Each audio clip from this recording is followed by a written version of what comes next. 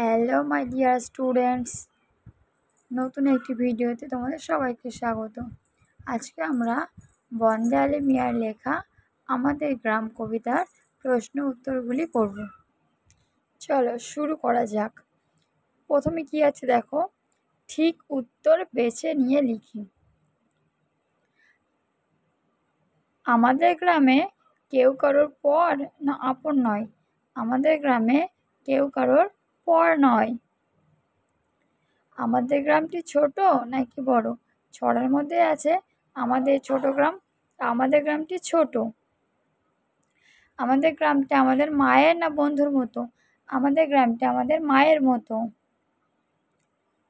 মাঠ ভরা ধান আর জল ভরা দিঘি, সূর্যের না চাঁদের কিরণ লেগে ঝিকমিক করে? চাঁদের কিরণ লেগে করে ঝিকিমিকি। কবিতায় মোট পঙ্ক্তির সংখ্যা কয়টি? কতগুলি লাইন আছে? মোট 14টি লাইন আছে।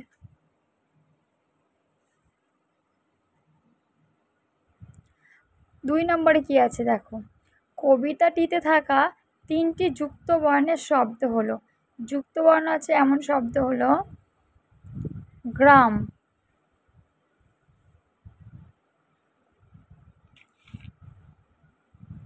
প্রাণ,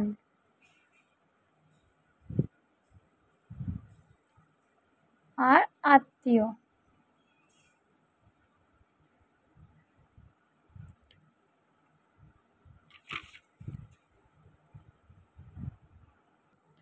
তারপর 3 দাগে কি আছে দেখো, পাঠ থেকে শব্দ নিয়ে শূন্যস্থানে বসায়। গ্রামের সকল শিশু ড্যাশ যায়। কোথায় যায়? গ্রামের সকল শিশু পাঠশালে যায়। গ্রামে ড্যাশ ধান আর ড্যাশ দিঘি আছে। গ্রামে মাঠ ভরা ধান আর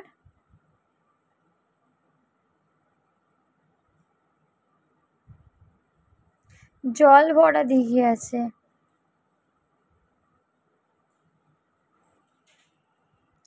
এরপর কি আছে, গ্রামে আত্মীয়ের মতো আছে। কারা আছে? আম গাছ, জাম গাছ, বাঁশঝাড়। ড্যাশ ও ড্যাশ করা ভালো নয়। হিংসা ও মারামারি করা ভালো নয়। ড্যাশ থাকার আনন্দ অনেক। একসাথে থাকার আনন্দ অনেক।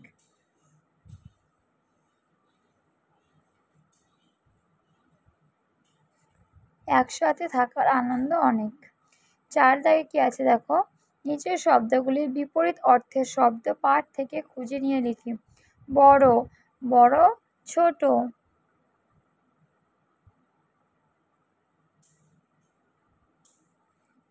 রাতে, দিনে। অন্ধকার, আলো। অসমান, সমান।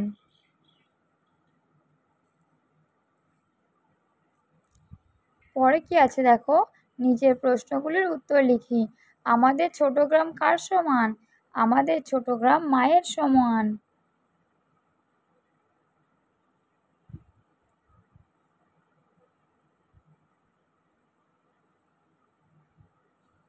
চাঁদের কিরণ লেগে কারা ঝিকিমিকি করে? মাছ ভরা ধান আর জল ভরা দিঘি চাঁদের কিরণ লেগে ঝিকিমিকি করে। সকালে সোনার রবি পূব দিকে ওঠার পরে কি কি ঘটনা ঘটে? সকালে সোনার রবি পূব দিকে ওঠার পরে পাখি ডাকে, বায়ু বয়, নানা ফুল ফোটে। দেখো, আজ তাহলে এই পর্যন্তই থাক। ফিরে আসবো নতুন কোনো ভিডিওতে। ততক্ষণ সবাই ভালো থেকো।